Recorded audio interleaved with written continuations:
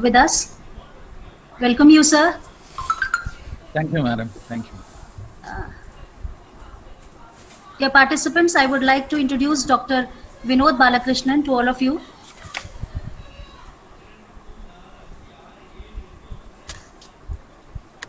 Dr. Vinod Balakrishnan is a professor in English in the Department of Humanities and Social Sciences, National Institute of Technology, Tiruchirappalli. He is a practicing poet, motivational speaker, reviewer of books, and yoga enthusiast.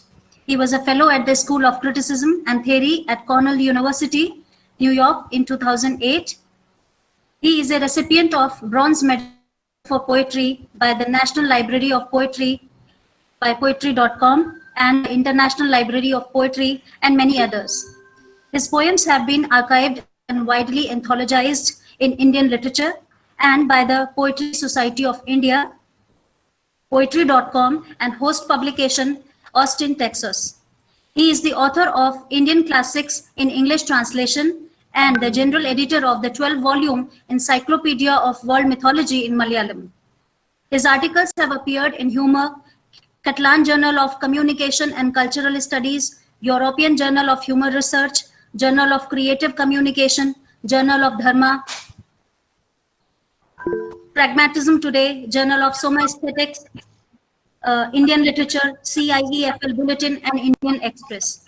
His research interests include Soma Aesthetics, politics of presentation, film studies, life writing, and narratives about India. Currently, he is working on the role of the public intellectual and the future of the humanities. I welcome you, sir. It is over to you. Thank you, Renu, madam. Thank you, Chaube, It is all my pleasure, sir. Oh, yeah. Thank you, Chaube. Welcome. Welcome, sir. Welcome, sir. Yeah. And I greet all of you, the participants to this short-term training program.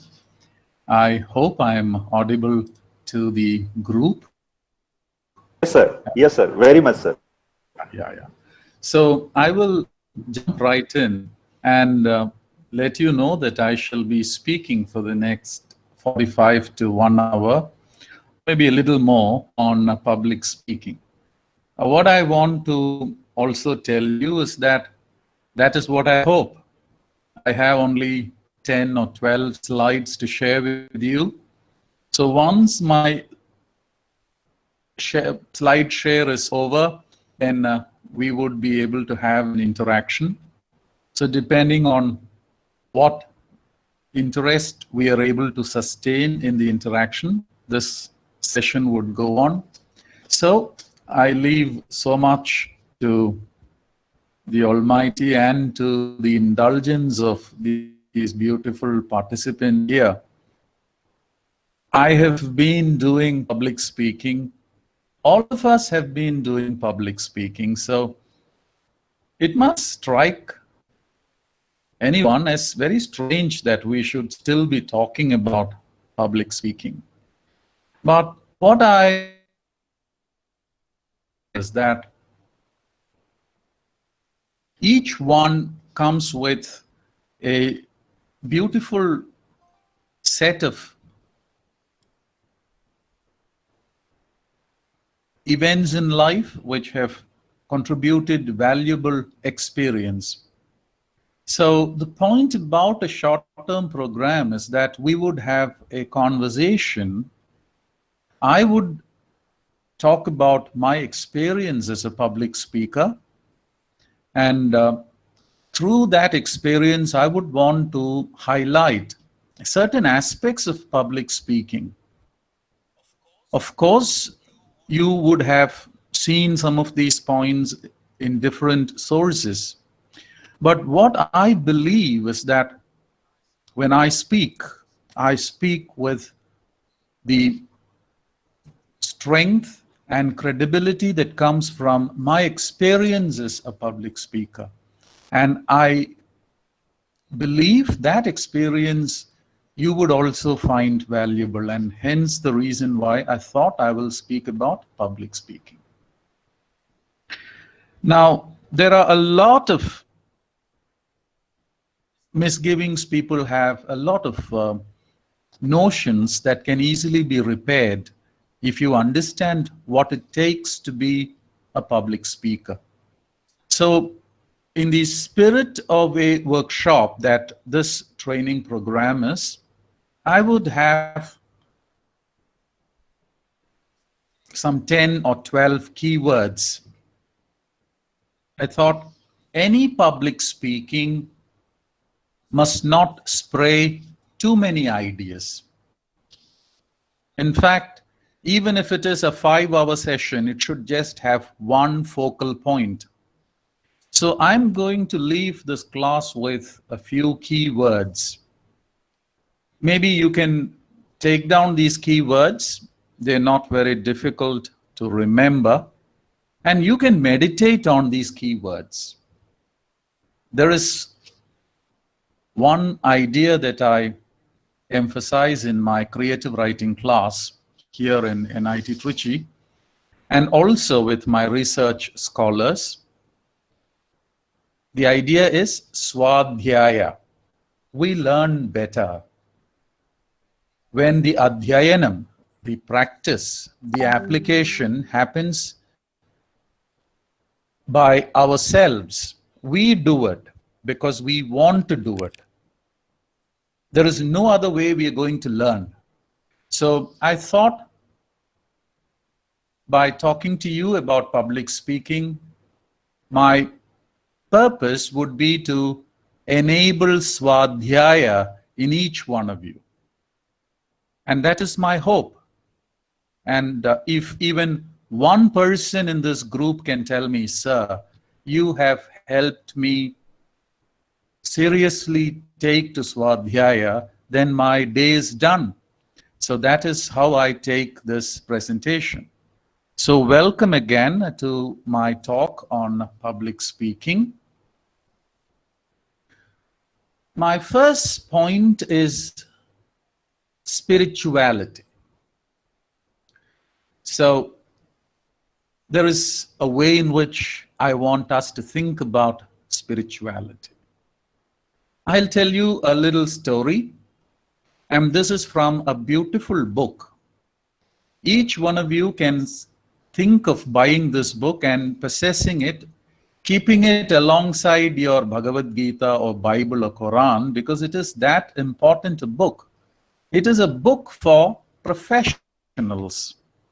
And it is a book by a professional, and it is meant to tell us all that if at all there is a life that is worth living, it is a life that is worth living as a professional. My story for the morning and a story in support of the idea of spirituality is from a book by Subrata Bakshi. It's called The Professional. Bakshi writes a 200-page book, but it is full of chapters that are hardly 2 pages long. And each chapter tells a beautiful story from life. And so they teach us, they make us reflect on the values of life. With respect to spirituality, Bakshi tells the story under the title Integrity. To me, spirituality and integrity, they are synonymous. They are paryayavachi shabd. They are not very different from each other. Let me tell the story. It is about a boy called Mahadeva. Mahadeva, along with his mother, comes to Bangalore. And they are very poor because for circumstances conspire in such a way that the mother is disowned by the family, so she is on her own. Boy and mother come to Bangalore, and after living in Bangalore for some time, mother takes ill, and so she has to be hospitalized.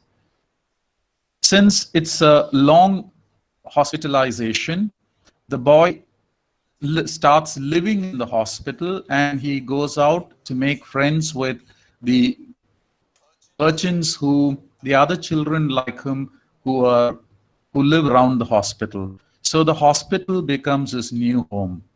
And then one day, he is told, and he is not able to understand what it means, that his mother is no more. So the hospital staff, who pity the boy, pool some money and decide to send him back to his village. But since Mahadeva refuses to go and he has taken the hospital to be his home, the hospital folks relent, and they decide that one of them will take care of the boy, and an old man who did not have any dependence with him decides to take care of Mahadeva. So Mahadeva moves in with this old man, and ever since he has been living under the care of this old man. One day there is news of a dead body that has to be buried, an unclaimed body. And the hospital staff, the police, for some reason turned to Mahadeva. And Mahadeva is given just 200 rupees. All he has to do is carry the body onto a cart, pull the cart to the graveyard, bury the body, and then perform all the rites and return. From that day on, Mahadeva becomes a professional. He takes the body from the morgue. He does not complain about the money given to him. He takes the body with a lot of care. He carts the body to the burial ground, performs the burial, pays his respects to the unclaimed, the departed soul, and then he returns. And ever since, he becomes the go-to person, the most sought after for the burial of such bodies. And the old man also, in his time, responds to the call of time and dies. Mahadeva, for the first time in his life, really feels the loss of someone, and for the first time he weeps. He also takes the old man to the burial ground, pays him his due respect, but this time puts a garland out of that very special bond he had been sharing with this person. From that day on, Mahadeva adds one more ritual to his performance, which is bodies that he buries after the old man's body would also have a garland. In this manner, he has been doing his job. One day, the horse also dies, and so the people in the hospital come together, pool their money, and buy him an auto rickshaw. And he then carts the dead bodies in the auto rickshaw. And he also keeps a picture of that horse who had been his companion in his profession. And today, he is one of the most respected individuals. His son also has taken to the profession of the undertaker, the one who buries the body. Now, what we learn from this, and there are two lessons that I would teach my class after telling them this story is, number one, Mahadeva was able to perform even when he was not being supervised. Now, that is a sharp contrast with how a good many of us perform.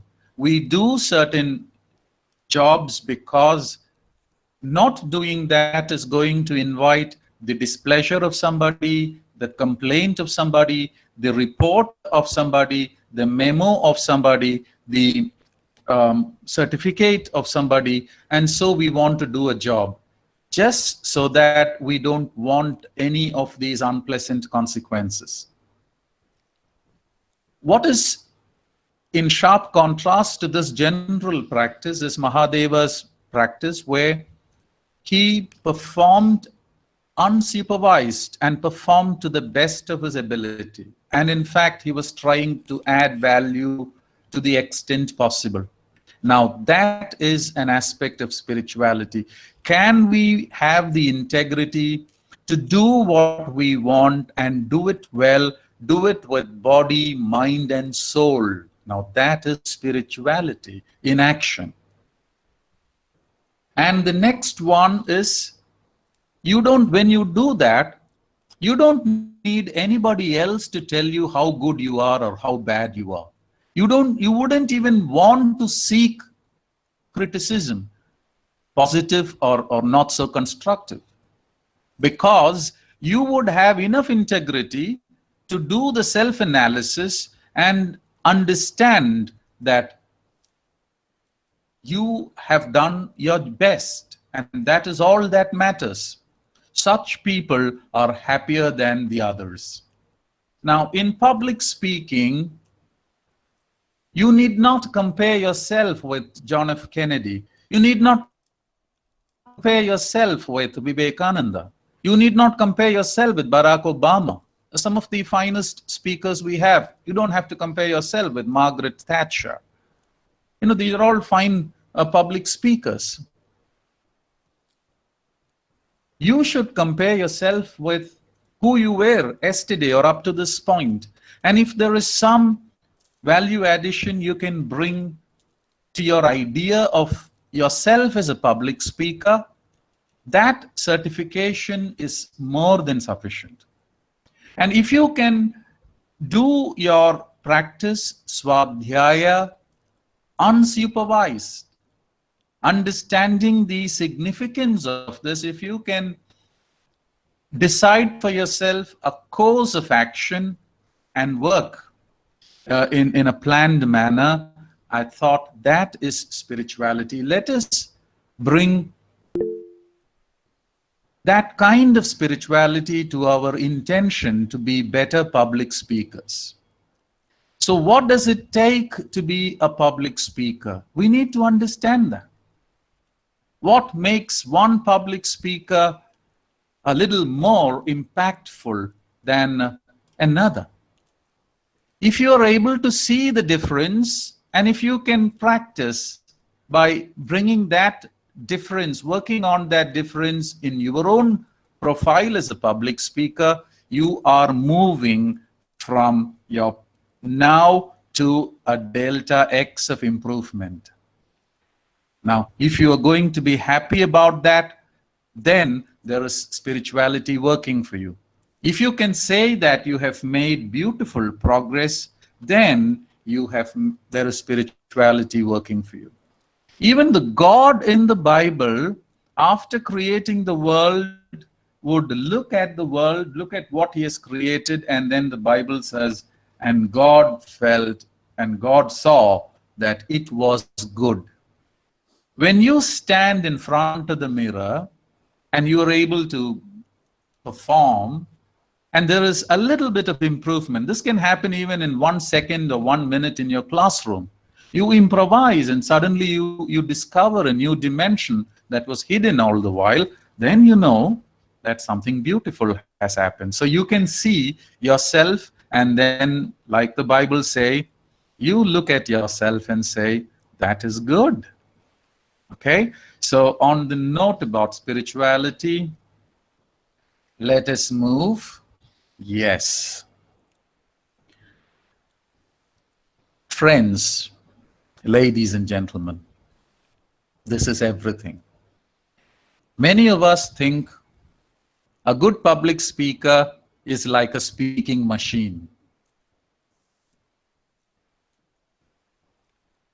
How stupid can we be to have such a thought? Human beings cannot be machines. But if human beings give the appearance of being machines, then that human being works harder than a machine. I want us to understand that. No human being is a machine. Not possible. But in our existence, we have come across some extraordinary human beings. You would want to talk about a vice chancellor, a department head, a colleague, a friend, and you would say he's a genius because he is able to have something nice to say in a conversation, or in a public forum. Believe me, there is nobody like that. Unless that person is working hard while you are resting, you are relaxing, you are sleeping. When you say that you would sleep 30 minutes more or 1 hour more to enjoy the very beautiful coolness, the breeze that comes through the window, in a fine tribute to nature's bounty, and which you should. There are people who make these small sacrifices. They say if they are going to be in bed those 30 minutes, then they are depriving themselves of practice. Maybe reading a little extra. I have a 20-minute drive to the institute every day because I travel about 20 kilometers. I live away from campus. So today also, I made the trip to this place because the connectivity in my place is not good. And I respect every participant here. I respect your time. I value your participation. And I'm serious about giving you a piece of an experience which I think is precious. So I decided I would not take the risk of working with my laptop at home. I would come to the institute where we have much better connectivity. So, but touch wood, we have a power cut today and we are on generator support. So let's hope at least till 12 o'clock there is generator support, right? Now, what I did in the car was that I played some public speech. I was listening to Swami Vivekananda's Chicago addresses. Because I thought I'm going to talk about public speaking, I need to charge myself. I need to get into the mood of public speaking. Of course, I can speak for 2 hours, 3 hours, but then I'm not taking any chances. Not only that, this is NIT Uttarakhand, hundreds of kilometers away from home. Even if I don't do a good job, I'm safe here in Trichy while Madam Renu is agonizing in Uttarakhand or Chaube sir is agonizing in Uttarakhand. But that is not how I see it. I want to give my best. I want to have something to say. Now, in order to have something to say, rather than saying something, you need to work on it. You see, we are professionals. How does anyone have something to say? You need to work on that something. It can't be something. It has to be something valuable. It has to be something meaningful. We need to see ourselves as of some value to others. So what are the roles that we assume in order to be of value to others? As a parent, as a spouse, as a teacher, as a friend, as a counselor, as a mentor, and as somebody who is working for his own salvation, his own improvement, samskara, going from X to delta X. So we need to work on this something. What are the interesting things that you want to read and you want to learn about? And what do you think is going to be of interest to others? When Madam Renu told me about this program, I took some time to give her a response because I wanted to be sure that public speaking will be of some use to you. And when I was able to convince myself, then I said, okay, I have done this talk earlier, so let me do it a second time so that I can do a much better job. The first time you are not very sure, but the second time you know what you can say and what you can leave out. So have something to say. If you think you may be asked to speak on subjects that inspire others, why don't you read on people who are inspiring in the first place? Why don't you read about individuals who, in spite of their difficulties, surmounted them and then served humanity? You know, it is, you would know so many stories about Abdul Kalam and the sacrifices the family made so that one member in the family can go out, explore his talents, expand his abilities, and make a definite contribution to society. So when you read Wings of Fire, you know something about Abdul Kalam and what a fine family he had and how the family has supported him. Now, reading that not only inspires you, there is something you are going to benefit from that will be of use to others. I hope I'm audible to you, because looks like there is Absolutely, sir. yeah. We can. Yes, sir. Yes, sir. You're audible. Okay, thank you. So before something else happens, I will just continue complete. Right, sir. Right, sir. Please go ahead, sir. Yeah. So, we need to know about it.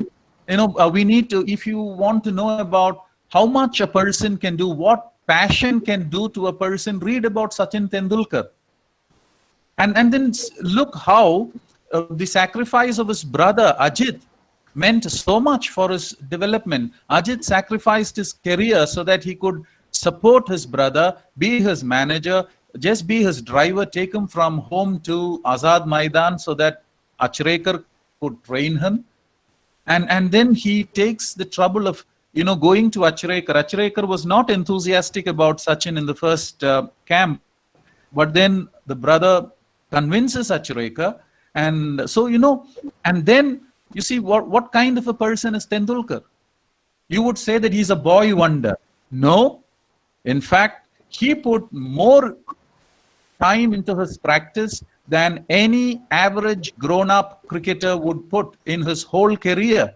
So by the time he was 15, he was doing 10 to 12 hours on the ground every day, which is not the amount of time anybody would do. And then this is a boy who is putting his time and then his passion, and he's persisting with it. There is perseverance.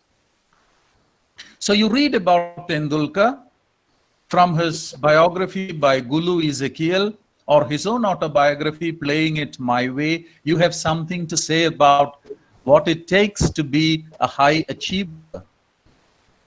You read the speech of Barack Obama, and then you will have something to say about what a beautiful speech a president makes in his inaugural address, or the same for John F. Kennedy. So we need to have something to say. If you need something to say about the pandemic, read about COVID, read about what causes the pandemic, and what is the peculiarity of this virus, and how it is common and uncommon at the same time. It's like the same virus that we would have in our flu, but then this one behaves slightly differently. Now, what are the problems with the vaccines? We've had the smallpox vaccine, but then the vaccine being developed for COVID is slightly different. It has technical problems, even ethical problems. Let's read about them, and then we have something to say. Any public speaker is basically a researcher. I want the class to understand that great people who make great speeches have a whole research team advising them on who are the people listening, what is the size, what time of the year is it, and what time of the day is the speech. So what kind of dress must the person wear, and how should the person be talking? Should you be talking from a pulpit or a lectern, or should you be speaking from within the group so that you have a fellow feeling with them. So there are a lot of people advising when we are working by ourselves, when we are alone, we have only ourselves to trust. So when we have to have something to say, then we better prepare for it. Let's go to the library, let's collect books, let's read the newspapers, let's make our own small notes. Let us have a way of saying things that we read about. Let us have something to say about COVID, which is our understanding, not a doctor's understanding, not a researcher's understanding, not the WHO's understanding. It's our understanding. But let us have something to say. On that note, related to that is my next slide. Build over a period of time. Now, as I said, don't plan for 24 hours. Public speaking is like good wine. Anybody who knows wine and anybody who is able to see the value of wine, which is definitely more than that of grape juice, cheap grape juice, syrupy, sugary grape juice, will know that wine takes its own time, a minimum of 3 years or 5 years. The best ones are 10 years, 20 years, 50 years, even more. Now, you need to build the way wine, yeast goes to work on wine. So how do you build over a period of time? If you are a teacher, if you are a professional, if you are a public speaker, if you are a priest, you need to have a vision. All right? Have a vision. The vision must be larger. A vision is always large. A vision is different from a picture. A vision is always large.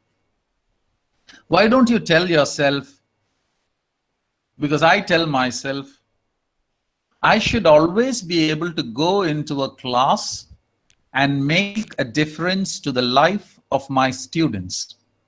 Now that is the single vision with which I work. So when I read, I cannot be a casual reader, because I'm reading in such a way that talking about what I read should make a difference to my class. Now that is what I call a vision. Now each one can build on a vision. What is your vision? Why do you want to do public speaking? It can't be public speaking for its own end. You know, public speaking to be a public speaker. But then public speaking for what? I am a teacher. As a teacher, I talk to a class. I talk to a group like this. I don't even know who is in the group. There are juniors, there are peers, there are equals, there are seniors. God knows, people phenomenally more well-read and experienced than I am. But I need to have a vision. Who are these people I'm talking? I talk to school students. I talk to children. I talk to lay persons. I talk to people who simply don't know anything about literature. But I talk to them. I talk Shakespeare to them. But then I know how to sell Shakespeare to people who haven't even seen a drama in their life, leave alone a Shakespeare. You need a vision. What kind of a person are you? But anyway, my vision will always be incomplete, because part of that vision is trying to speak and impress my wife. That has never happened, and I don't think that will ever happen.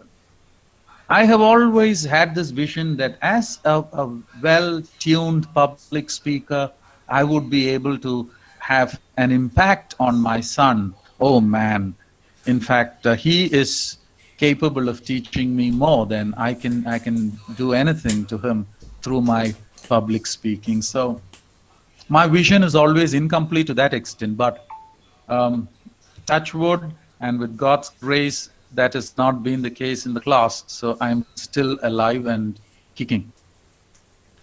The next one is a philosophy. Each one needs to build a certain philosophy. Now, my philosophy is that it's one lifetime, it's a beautiful life, and there is something that I can do for others. But in order to do that, I need to feel good about what I'm doing.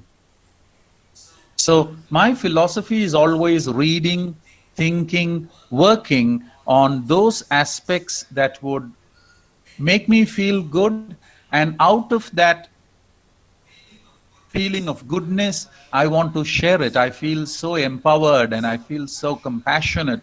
I feel so good that I want to share it with others. And now that is my philosophy.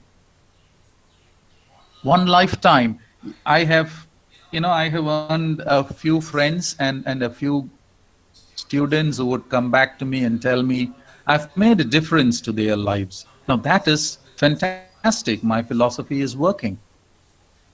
Then, whenever I read, I don't read like a pessimist, or I don't read like a great critic. I read like a human being, because I see in every book one man trying to talk to another man. I am open to a conversation. Now that is my philosophy. And the last one is a picture. Now this, I thought, all of us can stand in front of a mirror. I have in my office a 4-foot by 2-foot mirror. I spent about $3,000 on that mirror so that I can see myself in the mirror. I'm not able to see anybody or anything, and I'm not even in front of the mirror now. But then I keep that mirror to have a picture of myself. When I stand in front of the mirror, I see Martin Luther King Jr., I see Barack Obama, I see Swami Vivekananda, I see Abraham Lincoln. I see some fantastic actors like, say, Anthony Hopkins, Kevin Spacey, Gabriel Markt. I see all those fine actors, Paul Giamatti. I see all these fine actors, Al Pacino, because I want to be like them. At least I want to speak and have that kind of an impression on my audience. Now that is fine.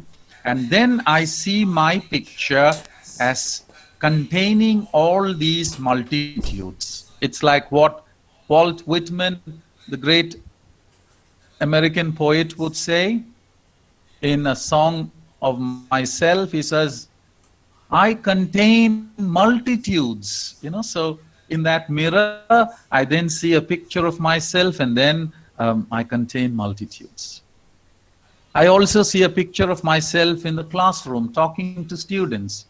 And then I see in that picture that I'm able to talk in such a way that they want to listen to me.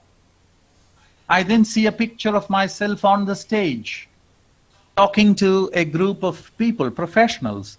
And I see myself talking to them in such a way that they want to spend the time with me. Now, this is a picture. Unless I have this picture, I don't think I would be able to motivate myself, focus all my energies into realizing this picture. I thought man is such a fantastic organism that if you can ingrain into your mind, in the subconscious, if you can ingrain into your mind a beautiful picture, then unconsciously you start becoming that picture. So you better put a good picture there. So you can even think of dressing up well, decking yourself with as much ornament as you want. But then in public speaking, one advice is don't go there with a lot of ornaments, because then people would know where to look at. The ornament in your language or the ornament on your person. So not a good idea if you are doing public speaking. And if you think you have prepared a good speech, then be as modestly dressed as possible so that the focus is on the speech. Oh, yes. I will now move to, so I have spoken about spirituality. I have spoken about building over time. And then what did I speak about?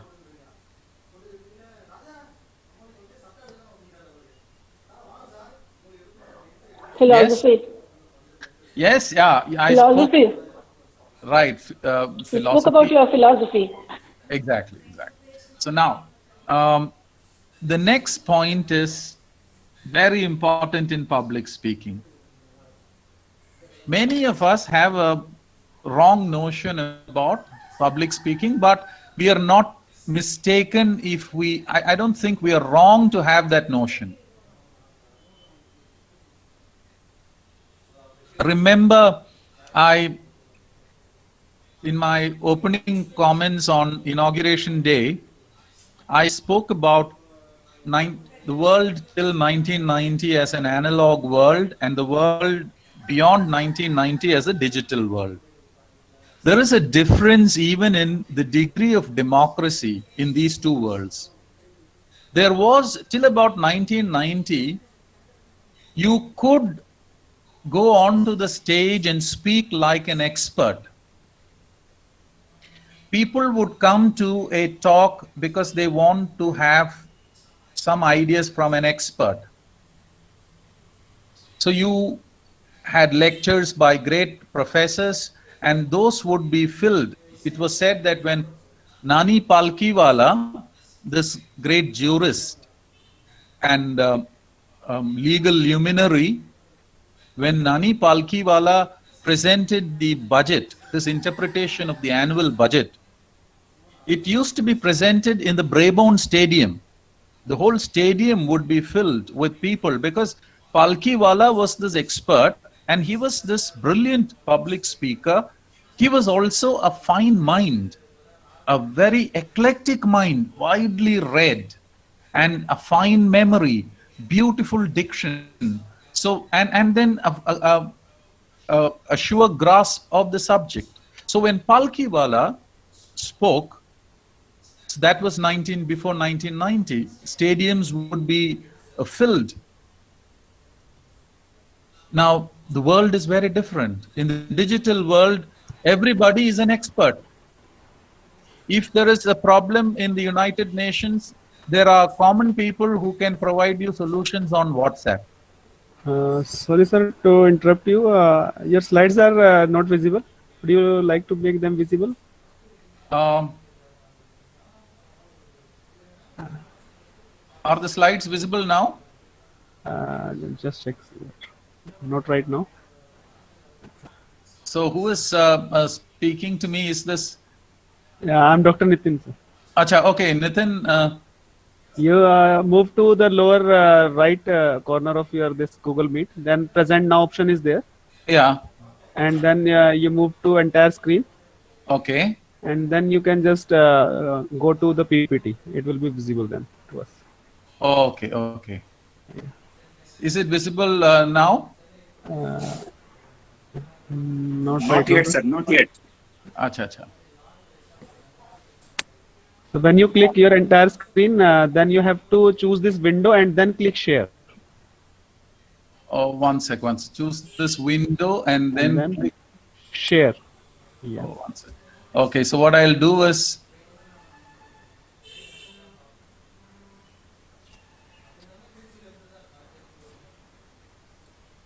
okay.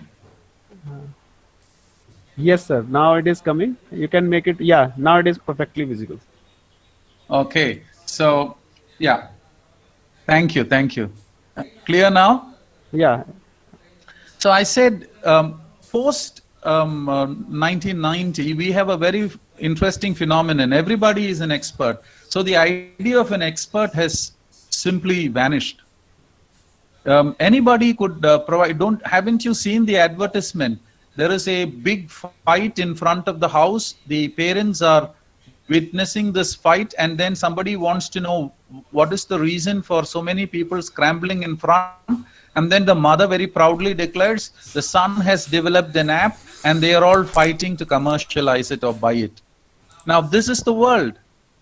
A lot of our old certitudes have gone. So we don't have any experts today. Even your 5-year-old can be an expert because he knows a little coding and can develop an app, which the 60-year-old man who may be teaching computer science probably doesn't know. So this is the problem today. And this, with the change in the environment and the change in the paradigm, there is also a change in attitude.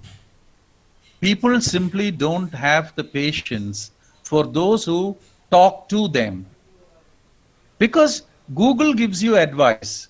If you want to know a little more about Lord Shiva or Vishnu, you don't have to go to your local priest. There is Google, which can give you hundreds of websites where there are experts who can give you a lot of videos, a lot of lectures, real-time discourses. And so, you know, the idea of an expert is simply gone.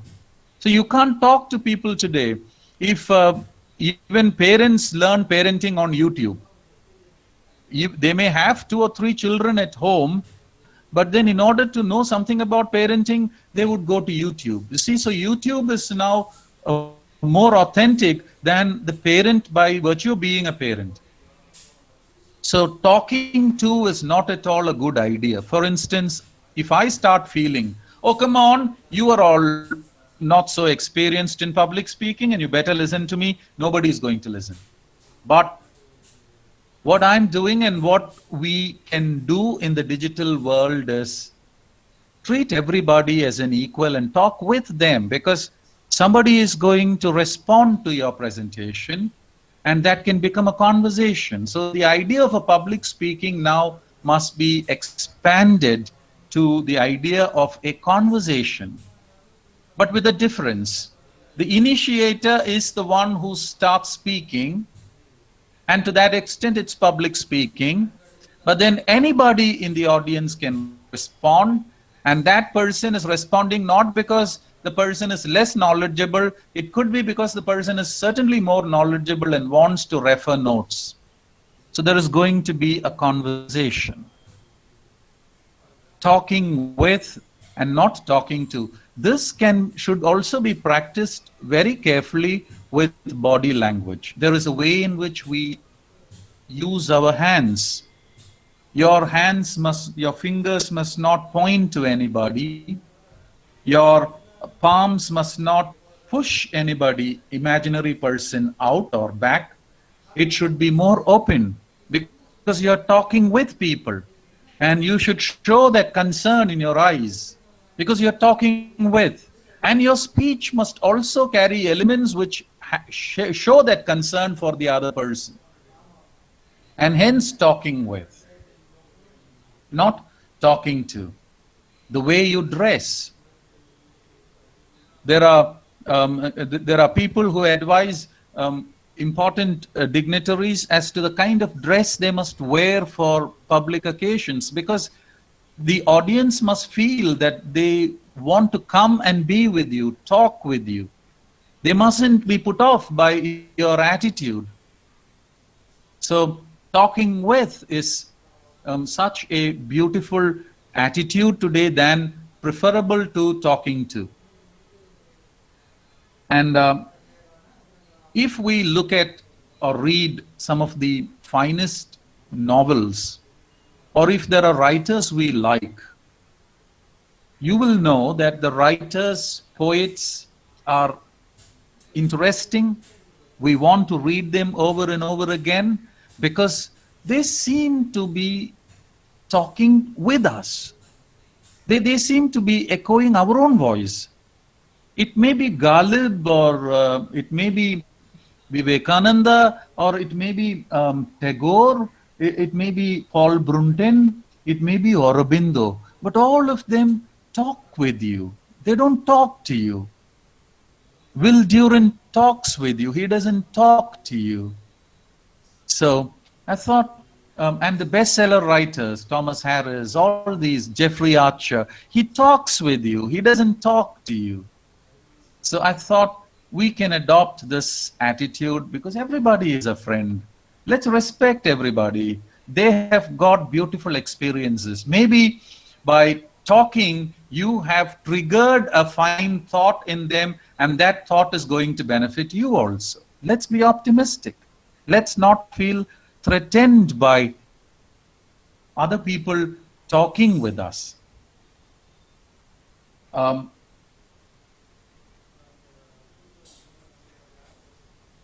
So yeah, I will just, yeah, thank you very much. It's and then let's move on. Yes, related to talking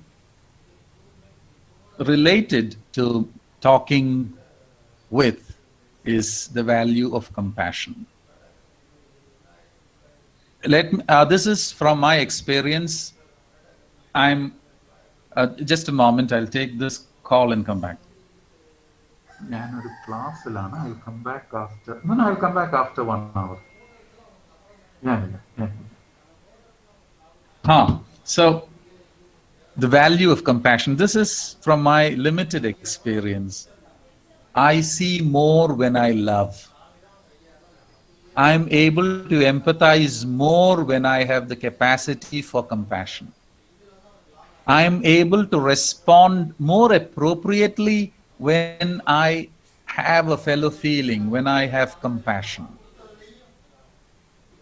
When you look at the bhakti tradition, when you look at the dohas of Kabir, Guru Govind do khadai kakai lago pai balihari Guru apne Govindiyo milai is not a criticism of the Guru, it is out of the compassion for the Guru. Respect, all right, a compassion, a love for the Guru is able to make him see that the Guru's stature is bigger than even that of the parent and the God. Although Kabir definitely in his wisdom knows the hierarchy. He would certainly know the omnipotent God, and then the mother and father, and then the Guru. But then the Guru, in his compassion, he is able to reinstate the Guru in a position that others have not seen, because the others have very simple eyes or very critical eyes. But it's a heart that can love. It's a heart that can accommodate. Our quarrels happen when we are not able to see that the other person is not angry. The other person is frustrated. The other person is also struggling. There is a story that they say about two wrestlers. One wrestler manages to overpower the other person and put him on the mat. But the other man had a lot of hate in his face, and the victor suddenly stopped the fight and he said, I can't fight anymore. Because, you see, your rival is not your enemy. That is how we are conditioned to think. Your rival is the reason why you are thinking better. Your rival is the reason why you are now trying to see what are your strengths. Your rival is in a way your friend who is giving you the key to unlock your own personality. It was locked. It was unattended like a barn. And now you are unlocking it to see what treasures it has got. So we need to have a compassion. Somebody in your class needs you at a very critical moment in his or her life. If you can take your job seriously, your compassion can save a person's life.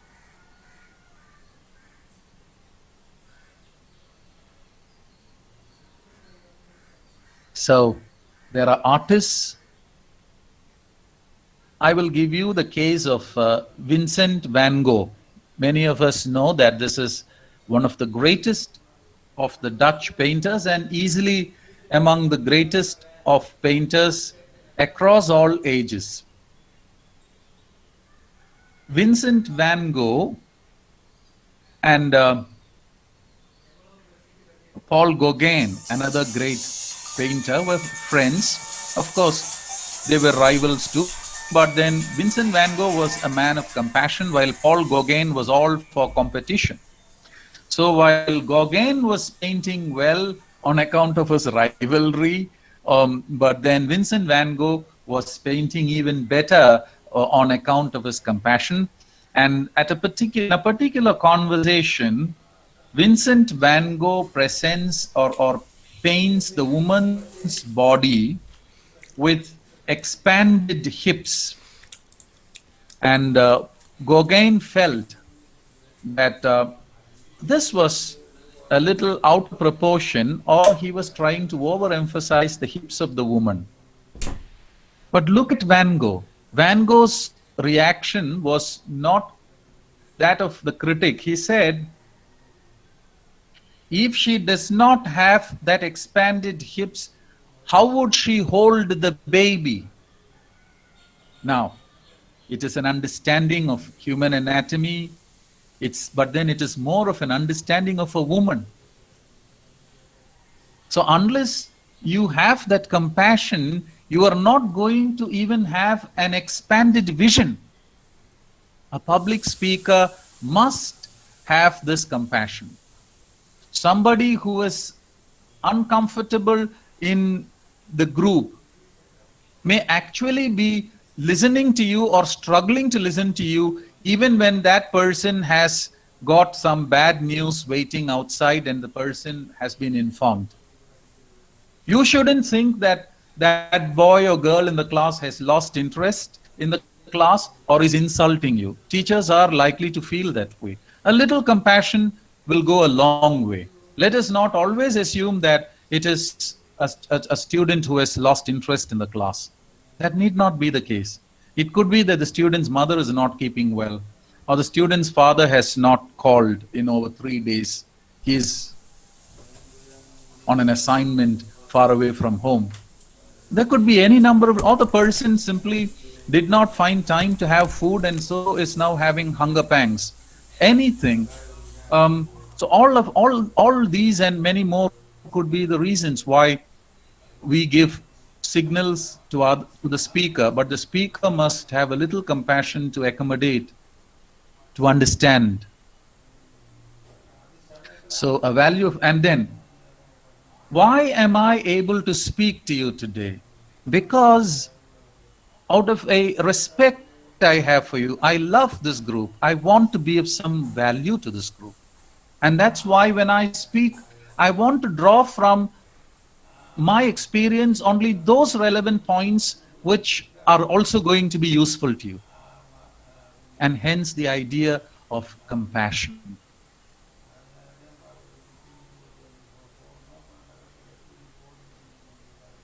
Yes. I am moving towards the close of my talk. And my next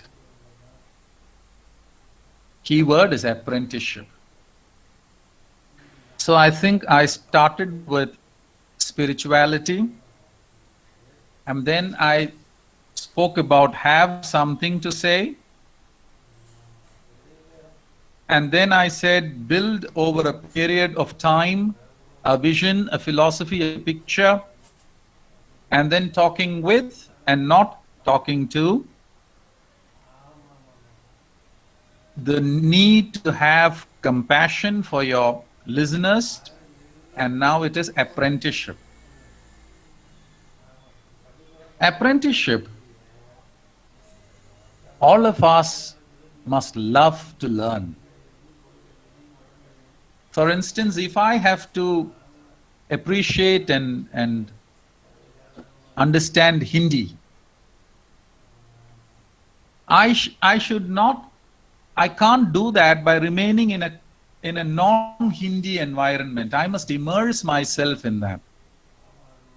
My wife, who is a Tamil and a very proud Tamil, also spends time watching certain Hindi serials, some Turkish serials remake in Hindi, and today she just for the purpose of picking up Hindi, and just by watching this, of course, the Vyakaran is bad, but the compassion is and the sentiments are perfect. She is able to bring such beautiful words. The other night she was telling me in her newly learned Hindi, "Tum par bharosa kho diya." So I thought she was speaking the truth, but then that was a very harsh truth. The rest of our life, it can go on only if she has more bharosa. But I just, assured myself that she is only learning the language. She is not giving me a judicial judgment. But I thought, where did she get that? Even very seasoned people may perhaps not feel the beautiful sound of that word when they say that. And she was able to, and then in another context she said, "Tum par ummeed nahi," I don't have any hope in you. So yeah, I think some husbands have to take these kinds of comments all. "Tum par ummeed nahi." अरे 16 घंटे काम करना पड़ता है, तो फिर घर का काम तो ऐसा ही चलता है. So then she must say, "तुम पर उम्मीद नहीं." Yeah, but I still struggle to do my duties as a husband and a father at home.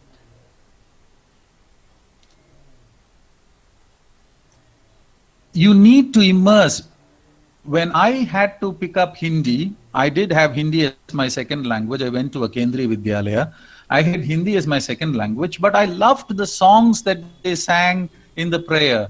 I immersed myself in the environment. I kept reading and rereading the Hindi text till the sounds were familiar. I watched a lot of Bollywood films. In fact, I watched a lot of Rajesh Khanna, Devanand, Amitabh Bachchan, especially films like Sharabi, where the language is completely poetic. It is not your conversational Hindi. Then the dialogues of Kader Khan or Salim Javed, which has a lot of these Urdu words, and it lends some flavor to the language. And then there are these very beautiful.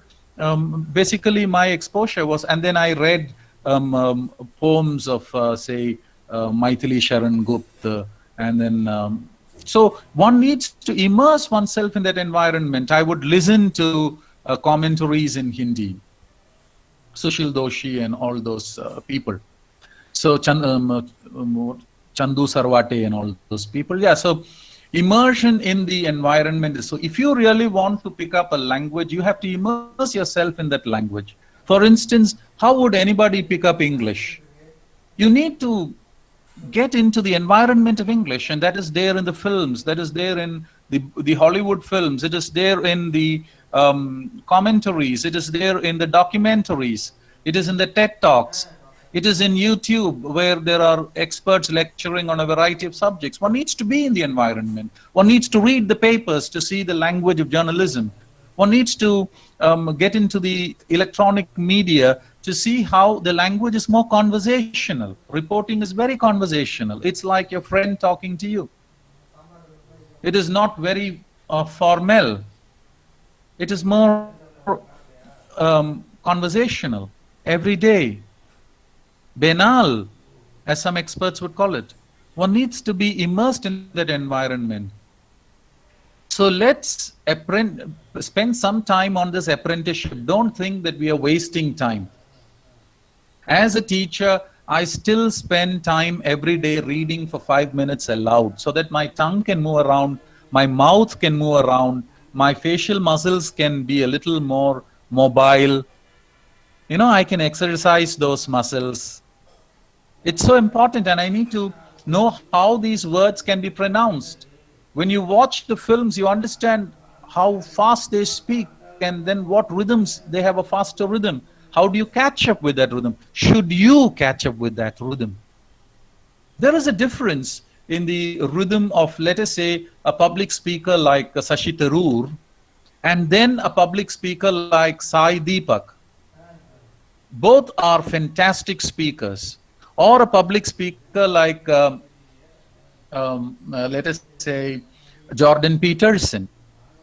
But what is so nice is that each one has a different speed, or Barack Obama. Each one has a different speed and a different style of producing the sounds. And let us, while we would admire them, let us try to add to our repertoire that which will sit well with our style. Let us not try hard to be somebody else. The idea is to become a better us than somebody else. So that is about apprenticeship. Yeah, my next point is plan.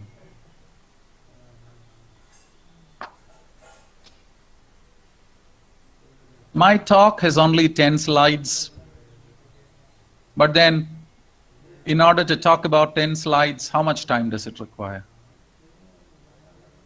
You could run through it in 10 minutes.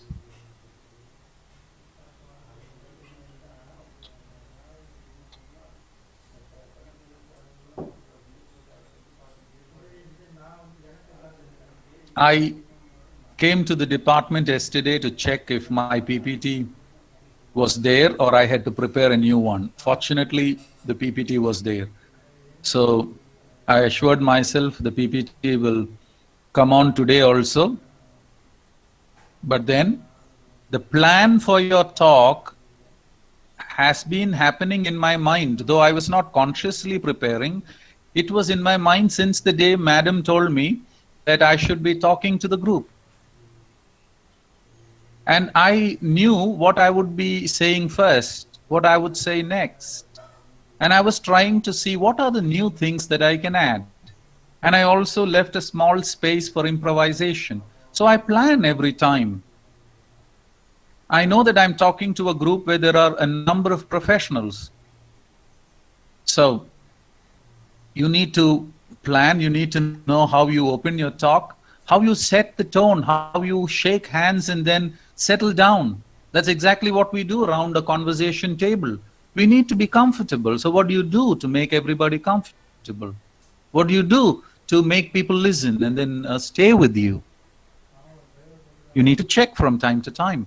In a face-to-face communication, it's possible. We can check. We can say, do you hear me? What did I say?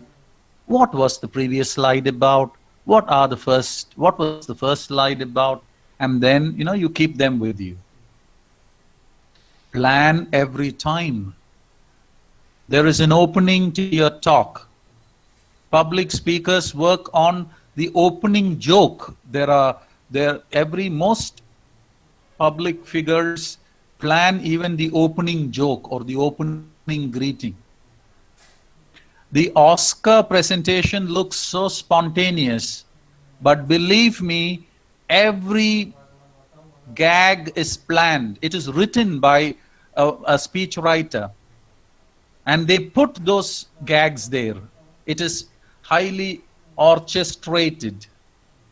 It's planned. Even that which seems like a spontaneous move is planned. Please take it, Tendulkar or Ganguly or Rahul Dravid, all of them look like people who play so effortlessly and spontaneously. Not the case.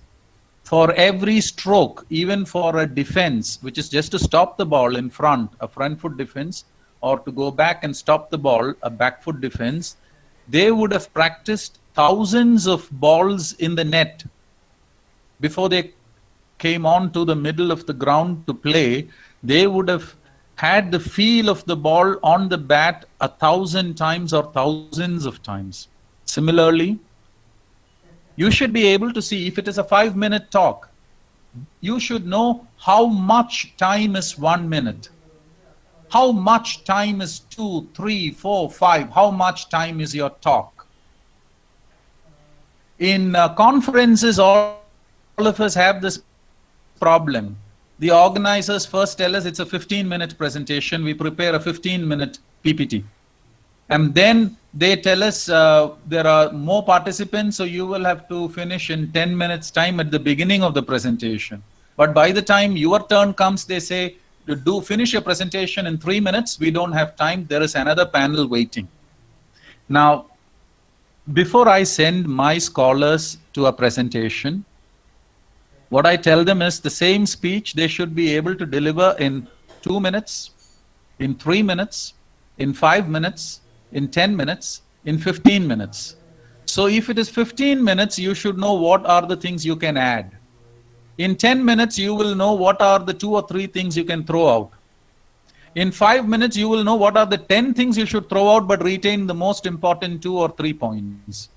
In 3 minutes, there is only 1 point you can say and then stop. But you need to plan. You need to plan and try it out. You should also be able to see that somebody in the group is going to sleep at the end of 20 minutes.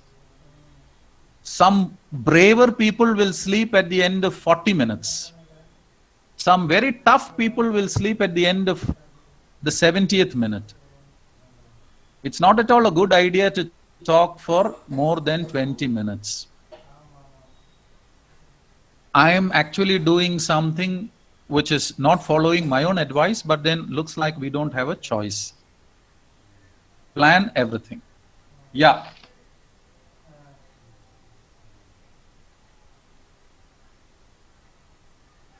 How did I begin today's presentation? Can somebody tell me?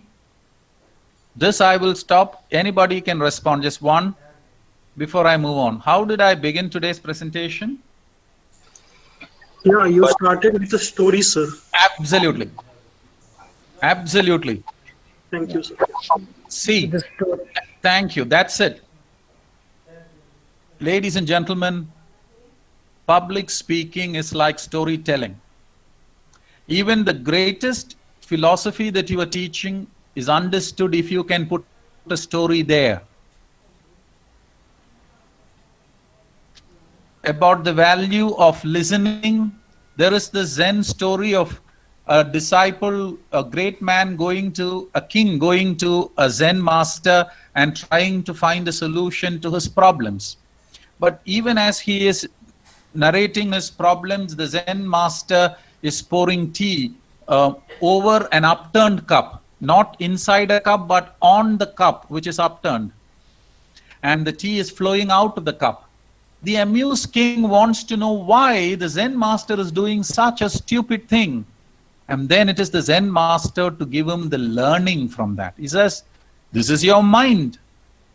It is not in a position to receive. It is closed. It is full of noises. Sri Aurobindo would say, we would find peace, we would become creative if we can shut out the noises that come from the outer ear. So there is an outer ear which the noises come and they keep circulating inside and they are knocking inside our brain. We think we are silent, but we are sweating. We think we are quiet, we are not. Now, the meaning of listening is understood through that story of the Zen master.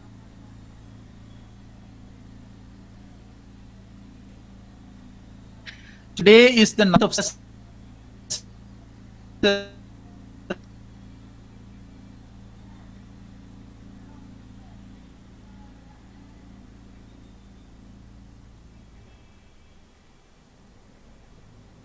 to the date.